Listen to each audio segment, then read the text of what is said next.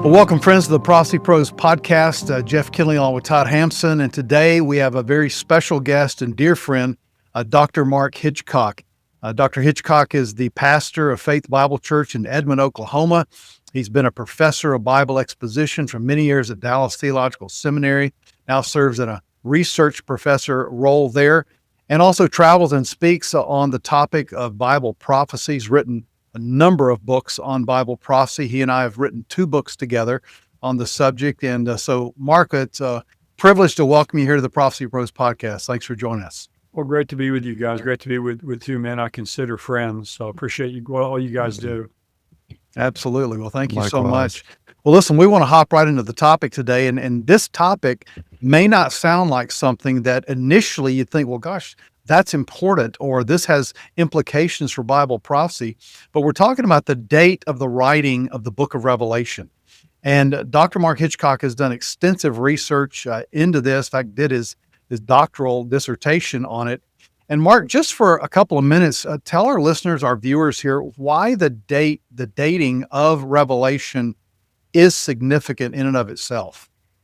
Well, yeah, thank you guys again for having me. Yeah, the date of the book of Revelation is important really because of some different views of the book of Revelation, of the timing of its fulfillment. And, really all the big issues in prophecy are about timing. And the whole issue of there's kind of 4 different approaches to the book of Revelation as to the timing when it's going to be fulfilled. And one of those views is called the preterist view. And preterist, the word preter in Latin means past. So preterists, and there's really kind of 2 main strains of preterists. Some of them believe all the events of prophecy were fulfilled in 70 AD. Others believe that most of these prophecies were fulfilled, that most of the book of Revelation was fulfilled in 70 AD. So they have to date the book of Revelation, its writing, before 70 AD. Obviously, it can't be a prophecy about events in 70 AD if it's written after that. So they have to date the book of Revelation before that period of time. Now, the other main approaches to the book of Revelation, for instance, the view that we hold, which is called futurism, that the Revelation 4 and following is talking about future events related to the end times.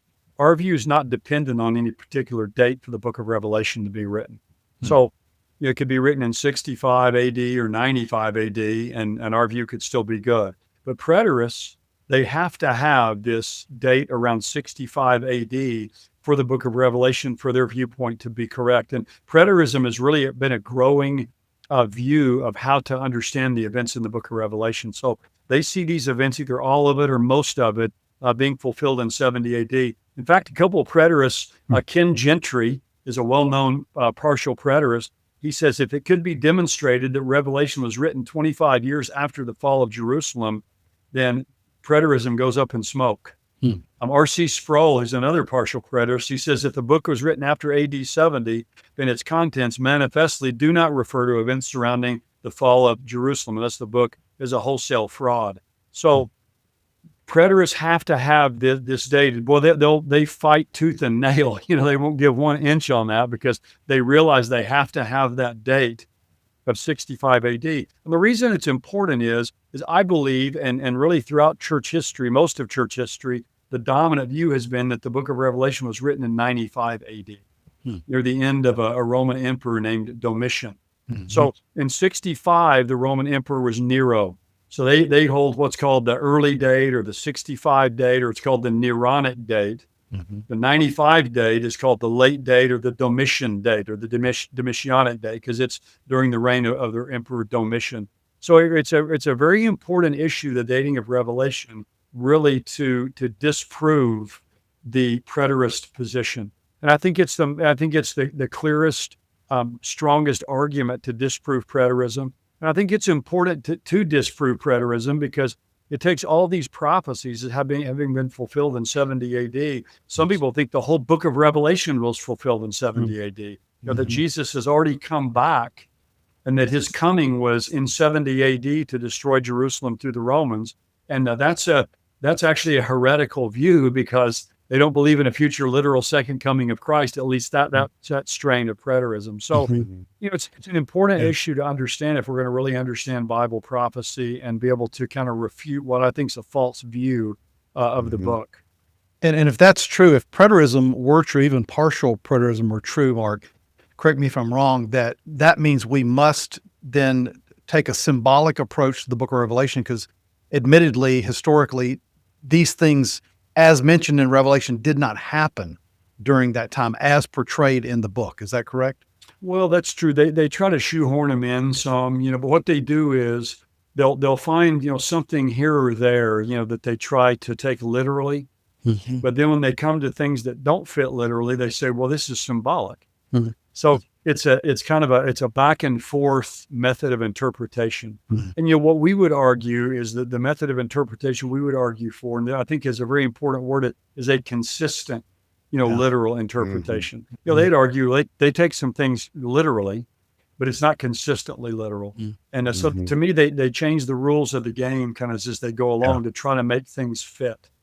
But yeah, any kind of just a normal reading of the book of Revelation, it's talking about global events that are happening, a fourth of the earth dying. Now they'll say, like in Revelation 6, when it says a fourth of the people on the earth die, they'll say it means a fourth of the people on the land, the land of Israel, not the earth. You get to the sixth trumpet, a third of the people in the world die. But trying to make these localized just to the land of Israel as you read the book in its context as a whole simply doesn't fit. That's amazing. And it's wild because of a lot of the preterists in terms of other areas of doctrine, they use the right hermeneutic and they have some great theology, but it's almost like they're so hung up on and clinging to this system of theology that they have to have preterism as the result, even though they switch hermeneutics between other areas of theology and when it comes to eschatology. Is that an accurate assessment? That's true. And there's a lot of people like that. A lot of people, when it comes to, prophetic passages, eschatological passages, apocalyptic literature, however you want to talk about it, they change their hermeneutic. They say, well, it's all this symbolism that's there. And it's true, there is a lot of symbolism. I mean, Revelation's the most symbolic book in the Bible. But in the book of Revelation, really throughout Scripture, symbols have a referent, though, that's literal. They refer to something literal. You go back to Daniel chapter 2, this image with a head of gold, chest and arms of silver, belly and thighs of brass, legs of iron, feet of iron and clay. Daniel looks at Nebuchadnezzar and says, you're the head of gold. In other words, there's a literal referent. There's going to be a kingdom after you that's inferior to you. So, in the first chapter of the book of Revelation, you have Jesus. He's standing in the midst of 7 lampstands, and he has 7 stars in his right hand. Well, the end of the chapter, he says those 7 lampstands are the 7 churches. And these 7 stars here are the 7 angels of these 7 churches. So Jesus is telling us in Revelation 1 and giving us there the key, the golden key to how to interpret these symbols in the book. So the symbols refer to something that's literal. And our task as an interpreter is to find out what is that literal referent. And you can do it in the context. Sometimes other parts of the Bible shed light on that. But it's not just a symbol of a symbol. It's not just symbolic of nothing. It's a symbol of something literal. But they fall back on that and say, well, it's just symbolic. Well, it is symbolic, but it refers to something literal. That's a bad fallback position they often have. Yeah. Let's talk evidence then. Let's talk the evidence for the late date of Revelation. What are some the general categories of evidence that we see that tends to lead us to the conclusion that it was written in 95 AD? Well, any book of the Bible, the books of the Bible, when you open them up, very few of them have a real strong indicator for when they were written. Some of the prophets will say, it was in the, under the reign of these certain kings or whatever. But in the New Testament, really none of the books really have a much indicating exactly when they were written. You have to kind of piece it together, kind of where they were, look at the book of Acts. So there's really 2 lines of evidence. There's what's called external evidence. That's outside the book, stuff outside the book. It's basically what people in church history said about it. And of course, the further back you can go, the better. And then there's the internal evidence. That's the evidence within the book itself that may give indications of when this book was written. So those are kind of the 2 lines of evidence, not just for the book of Revelation, but really any book in the Bible that we want to look at. And really, I think both of those lines of evidence point strongly to the 95 date. What's interesting to me is if the 65 date were correct, then that means the 65 date would have had a 30-year head start on the 95 date. So you think that would have been the dominant view early on. But the opposite's true. And that leads me to believe that the 95 date's correct. When you look at the external evidence, the kind of exhibit A for the external evidence outside the book is from a man in the early church named Irenaeus. Irenaeus lived in the 2nd century AD, about 50 to 80 years after the book of Revelation was written. He was the bishop of Lyon in France. Irenaeus was from Smyrna, which is where one of the 7 churches mentioned in Revelation is. And so he also knew Polycarp, who knew John. So you couldn't find somebody really in a better position to know when Revelation was written than Irenaeus. And he's one of the luminaries of the early church. And in his book called Against Heresies, about 180 AD, he's talking in there about the Antichrist, which he saw as who he saw as future. He saw a future Antichrist. He was a futurist. He says, for it were necessary that the name of the Antichrist should be distinctly revealed in this present time. It would have been told by him who saw the apocalyptic vision, for it was seen no long time ago, but almost in our own generation, toward the end of Domitian's reign. So it's near the end of the reign of Domitian, he says, that this apocalyptic vision was seen. Well, we know that Domitian's reign ended in 96 AD. So that's why we take the date near the end of his reign in about 95 AD. In fact, on the island of Patmos, back in 1995, they celebrated the 1900th anniversary of the writing of the book of Revelation, on the island of Patmos. So, that's really exhibit A. And you really just kind of go from there in the early church. The first external reference to the book being written in the time of Nero, the first clear one, is in a Syriac version of the New Testament in 550 AD. So you've already had, Victorinus. That's the oldest remaining commentary we have in Greek on the book of Revelation. He held to the 95 date. Eusebius, the father of church history, held to that date. So there's a long line of people in the early church who held to this date. Now, preterists try to come along and actually hijack some of these people and say, well, no, they really didn't hold to the 95 date. They actually held to the 65 date. It's crazy how they get there in doing that, but they're so committed to have that they want to try to find some of these early witnesses, and I think twist what they say to actually try to get them to support their view. And they'll actually even take this statement of Irenaeus that's very clear, and they'll try to say, well, it's not that Irenaeus is saying here that he saw that John saw the revelation, but that John was seen, back then. So they try to twist that. Now, I would say if this said the very same thing, but said in Nero's reign, they would take it word for word. Right. But they realize what a strong piece of evidence this is against them, because again, you got Irenaeus, who's from one of the 7 churches, who knew Polycarp, who knew John. It's just it's a very strong statement externally. But there's a lot of other people in church history, a lot of their names, some people would know or others wouldn't. But that's a really strong point for this 95 date and against the preterist position. I saw a debate of you with a prominent preterist, very respectful debate, centering around the unity we have in our common faith, but debating this very important issue. And our listeners may not realize that you actually have a legal background as well before you got into ministry. And I told Jeff, I said, I watched this debate, and the poor people let you go first, and you presented such a solid case. I said, if I was the other guy, I would have just dropped the mic and left the room because he didn't have a leg to stand on. But you raised so many incredibly rock solid proofs for the 95 AD date. And talk about a little bit, and some of the evidence that really jumped out at me there was how John was on the Isle of Patmos instead of being killed, and what the difference would have been for believers under Nero versus Domitian, and also some of the specific evidence in the letters to the churches and the details that are there. I think those are really compelling and would really help our listeners really understand more of those proofs. Yes, under the reign of Nero, Nero died in June of AD 68. So we know that Paul and Peter were both martyred and killed by Nero. So they were both killed. Paul being a Roman citizen, he was beheaded. Peter was crucified upside down.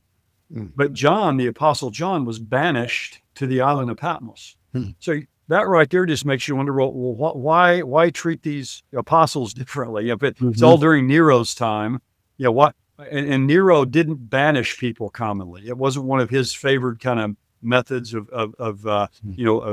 punishing people. Whereas Domitian was known, he banished people all the time. I got all kinds of evidence of Christians he banished. And so John was in Ephesus. That was kind of his headquarters around the city of Ephesus, which is in the western part of modern day Turkey. And the island of Patmos is just about 50 miles off the coast there. So, the island of Patmos, some people try to, describe it as like this penal colony. It was like Alcatraz. It was this place where people were sent. It was just there was actually an administrative center there. There was a hippodrome. There was a racetrack. I mean, there's a lot of things there. He just was sent there to get him away from his influence on the churches. So, the difference between Peter and Paul and John just argues for the fact that this is happening under different rulers. Also, you mentioned the seven churches. In the book of Revelation, chapters 2 and 3 are 7 letters that Jesus writes to 7 literal churches that existed back then. Ephesus and Smyrna and Pergamum, Thyatira, to Sardis and Philadelphia and the church of Laodicea. So these 7 letters are given. And when you read those letters, there's things in those letters, I believe, that indicate the 95 date. First of all, I just say this, 4 of the churches there are just in terrible condition. The things he says are totally negative. Well, these churches were just founded during Paul's 3rd missionary journey, which is in the late 50s AD. So you've got in 65, you have 8 years later, almost all these churches, at least 4 or 5 out of the 7, are just in a horrible condition. Well, that's pretty fast. Now, the other side will argue, well, the error can come in quickly and churches can go down fast, but to have all of them go down that quickly, something. And then the church of Smyrna, Polycarp, actually, in one of his writings, Polycarp was a bishop from the city of Smyrna. He was actually martyred there. He indicates that the people in Smyrna didn't even know the Lord during the time of Paul's ministry. So obviously, Paul doesn't die till 67 or 68. Polycarp says we didn't even know the Lord during the time that Paul was ministering. So there can't have been a church there if they didn't even know the Lord at that time. So it would argue for a later date. One of the most interesting things, though, to me is the church of Laodicea. Paul or John, when he writes, the church of Laodicea, they're rich and, they have need of nothing. They're self-sufficient. They're arrogant. It's this, kind of arrogant, wealthy church.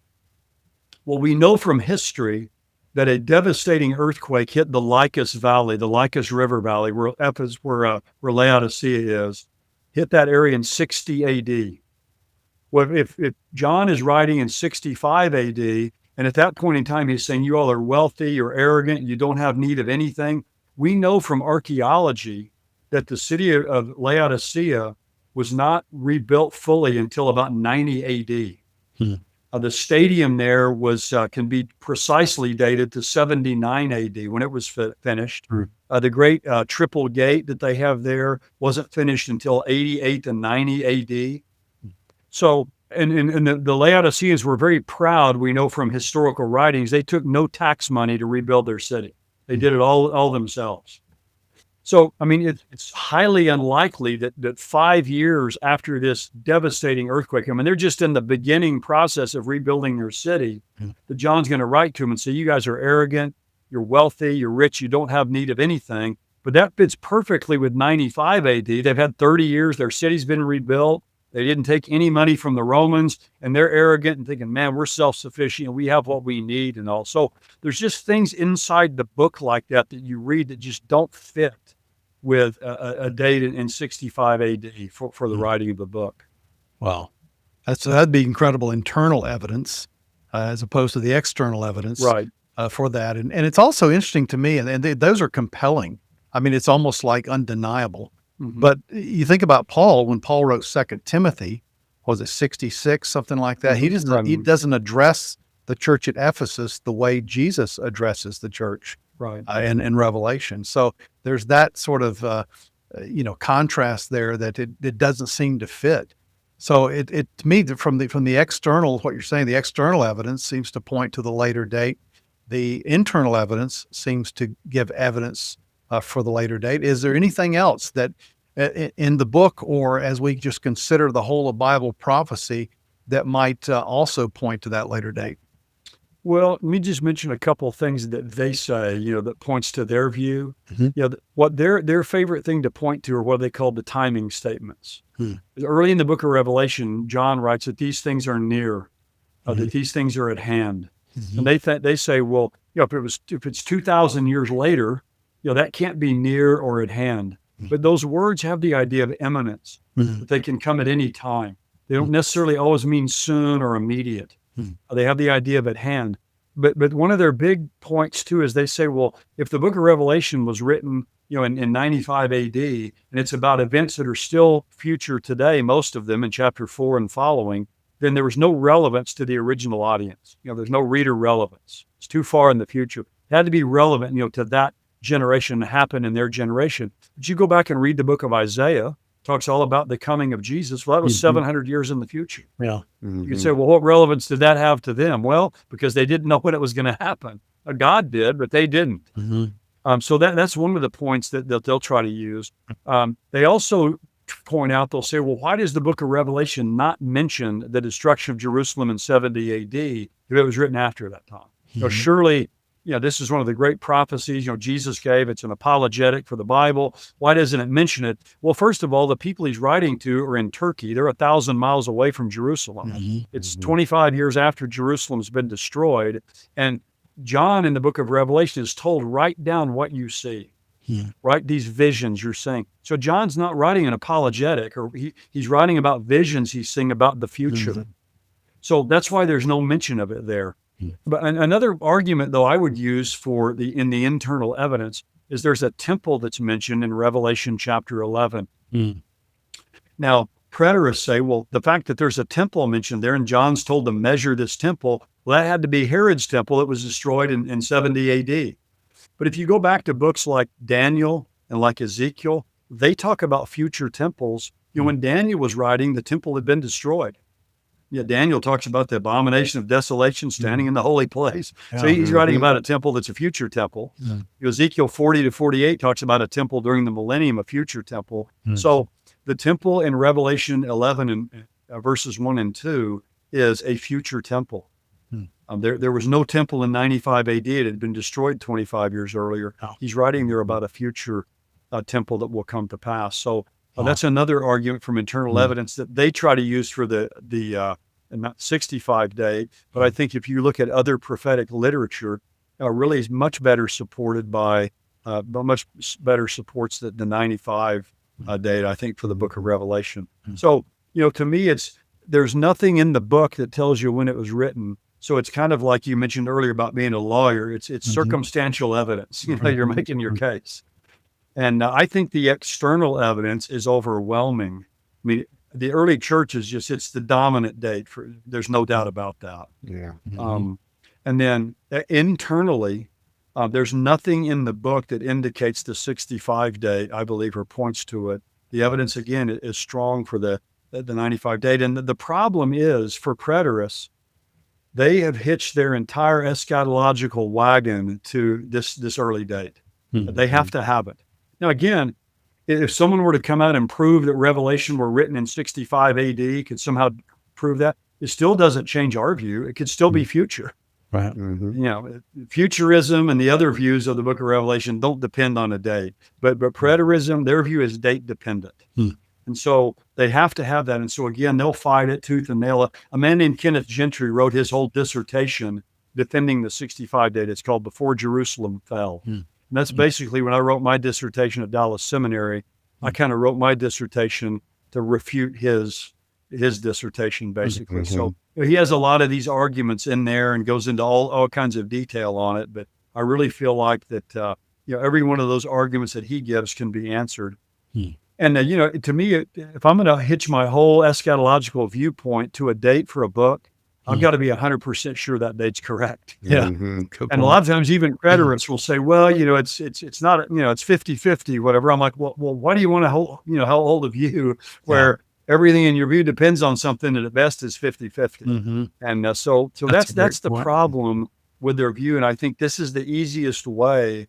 If you talk to someone who's a preterist, and a lot of them, man, they're very dogmatic about their view. This is the best point. It's the Achilles heel, I think, of the preterist view. Any viewpoint is only as strong as its weakest link. And I think this is the weak link for preterism for sure. And I think too, point. Mark, those evidences that you've listed both externally and internally, and then you've got the other really approach we talked about, a consistent hermeneutic. I think the consistency of our hermeneutics stays the same from Genesis to Revelation. Apocalyptic literature doesn't change your hermeneutic, but for them, they're forced to change their hermeneutic and to approach the book of Revelation from a symbolic or metaphorical, and then to force fit it into somehow history and to explain it away, the 100-pound hailstones with the giant white rocks that the Romans, lobbed over the fence, that type of thing. So I think even if we didn't have those other evidences, we could, I think, still rest in the hermeneutic that we have to help us understand what the book's all about, and that it hasn't come to pass yet. Yeah, what's funny about, or ironic about preterists is they take those timing statements early in the book about these things being soon and being near. They take those with a wooden literalism, and then they take all the rest of it symbolically. And we're going to take the book literally. And they would say, well, you're not taking those statements literally. Well, in the John's epistles, it says, little children, it's the last hour. Right. These are the last days. Well, the last days have been going on for 2,000 years. So we're taking those in the sense that they're understood in the New Testament. It all starts for them really back in Matthew 24, the Olivet Discourse, where Jesus gives all these signs that we would take signs of the second coming, his return back to the earth. They see all that, you see, as 70 AD as well. And they say, Jesus said, this generation won't pass away till all these things are fulfilled. Well, they make it the generation Jesus is speaking to right then. Whereas we would take this generation to be the generation that sees those things in the end times and when they happen.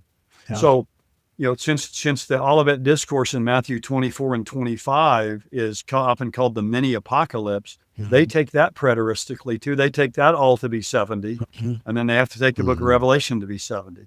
So you have to put the Olivet Discourse and the book of Revelation the same place, Right. because there's so much overlap between them. So that's kind of their first timing statement they go through. That really the life verse for every preterist is in Matthew 24, where it says, "This generation will not pass away till all these things are fulfilled." That's their favorite verse in the Bible. Right. And they start from that point, and then again, like I said earlier, kind of shoehorn all the rest of this in. Try to make these timing statements here. You mean it has to happen just within a few years. And, that's how they arrive at their view. And then they have to doggedly defend this early date. I really think what happened is preterists kind of came up with their view. And then all of a sudden they realized, we got to have an earlier date for the book. Now, you have a lot of very liberal preterists that think the book was written after 70 AD because they don't think it's a prophecy anyway. But if you believe the Bible and you believe, if you're a conservative and a Christian, you believe the Bible, then they kind of had to go back and kind of get this date to fit their viewpoint. Really, I think is what ended up happening. It's like they built the facade of the building. Now they got to put the wiring and the plumbing in. They got to kind of go make sure they find the foundation. Right. Great points. Wow. But really, preterism too really arose primarily in the 1830s among German liberals. It's really when it began to really become a major view. Now, a lot of the people today that are preterists aren't liberals, like R.C. Sproul and others like that. But really, it's sad because what they're doing is they're adopting a view, though, that primarily was founded in German liberalism in the 1830s, and they're espousing that view. That alone should be a clue that they should look in another place for the answer to the timing. Wow, amazing.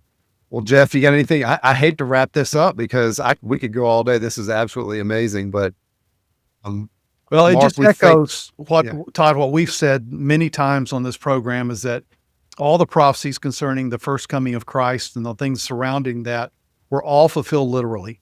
And as you've often said, God doesn't switch lanes without a blinker. I mean, we're still using that same method of interpretation to understand the future prophecies, as bizarre as they sound, and as bizarre as some of the Old Testament prophecies concerning the first coming sounded. We got to stick to, stay in our lane here and stick to the solid, sound hermeneutic of the Scripture. Absolutely. And just challenge students of the Bible to have such a high respect for God's word that they don't impose their views on it, that we let God's word speak and change our views if need be. We need to have that level of respect and love for God's word. I would hate to be in the place of trying to force fit something on his word. I would much rather be broken by the word than be broken on the word. Well, Dr. Hitchcock, before we leave, can you share with people maybe a website link or something where they can find out more information about your ministry and resources and books and that sort of thing? Sure. My website's marklhitchcock.com. I do a weekly podcast. It's on YouTube. It's called Marking the End Times. You can find it. I do it through a ministry called endtimes.com and have that there every week. And there's a lot of good stuff at endtimes.com. I kind of partner with Jimmy Evans and doing a lot of that. So a lot of good information there from Jimmy and some other folks as well. But I have, it's a video basically every week that comes up on YouTube. And then it's also found, you can find it at endtimes.com, the more full version there. And then, the books I've done are on Amazon and all. I've got a book coming out this fall. I did a book years ago called 101 Answers to Questions about the Book of Revelation. We've added a lot more to it. It's just going to be called the Revelation Answer Book. Now, one of the issues in the book is the date of Revelation. So that'll be coming out this fall. Good. So excited about that to have Beautiful. that book come out. That's great. Well, thank you Fantastic. for being with us. And I know our listeners and watchers have really gathered a lot of great information for this and really encourage them in solidifying their faith and giving them a solid apologetic for the book of Revelation. Amen. Well, thank you, guys. Thanks for joining us. And we want to thank Harvest House Publishers for backing this podcast. And be sure to check out harvestprophecyhq.com for more great resources. And we'll see you on the next episode of the Prophecy Pros podcast.